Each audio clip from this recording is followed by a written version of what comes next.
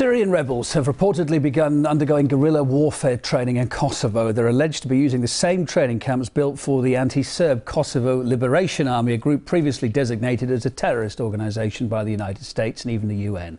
Let's talk about this with Srdja Trifcovich, Foreign Affairs Editor of the US-based Chronicles magazine. He's joining us on the line from Banja Luka. Mr. Trifcovich, hi there. Just what might the Syrian opposition learn at these camps these days, do you think?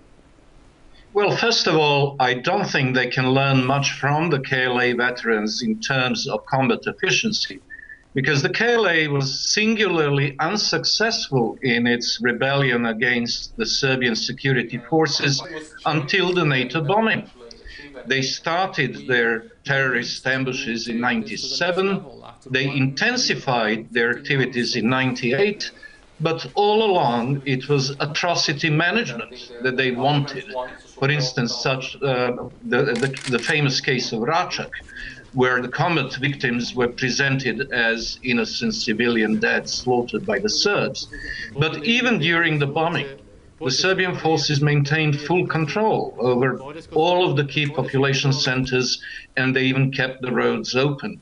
It's only that the KLA came in after the Serbs started withdrawing under the terms of the ceasefire with NATO, and even then they were not engaging in combat. They were acting as marauders, ethnically cleansing non-Albanians.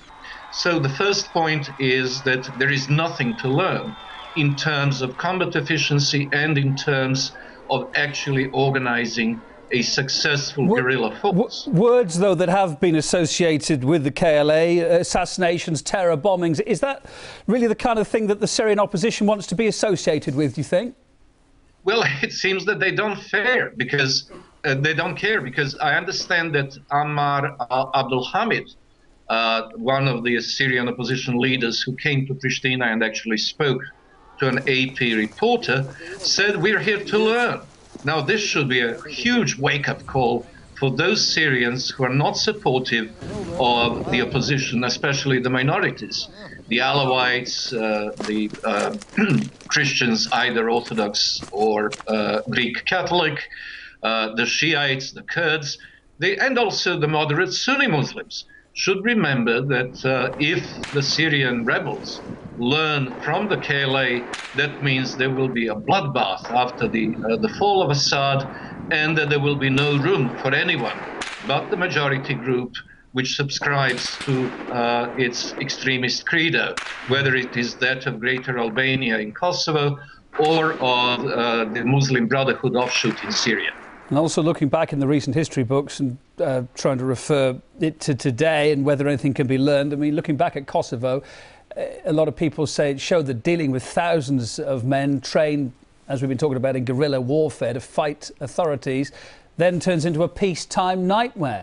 I mean, one that turned Kosovo into a regional crime centre. Could the same thing happen in Syria? Well, first of all, Kosovo is well positioned to be the crime center for the whole of Europe. It is the main distribution point for heroin. It is the main point from which various networks of people smugglers, prostitution rings, and so on reach out to Italy, to Germany, to Great Britain, and even across the Atlantic Ocean. Syria probably will not become that, but Syria will become a hotbed of Islamist extremism, because let's face it, after all the talk about great and beautiful things that a new democratic Syria will turn into, it will actually turn into another copy of post-Mubarak Egypt, where when the dust settled, all of the yuppies from Tahrir Square had disappeared and the Muslim Brotherhood emerged as by far the most popular and the most powerful group. But I would also add that what is happening in Pristina with the Syrian rebels and the KLA getting together under the auspices of the United States should be a wake-up call for third countries such as Russia, because it is obvious that the United States remains hell-bent on toppling Assad, even though it hasn't received even a fig leaf authorization from the UN Security Council.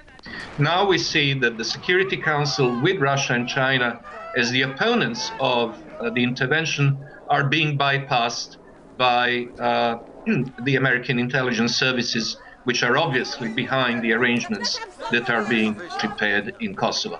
Srdja Trifcovich, Foreign Affairs Editor of the US-based Chronicles magazine, thanks ever so much for taking the time to be on RT today.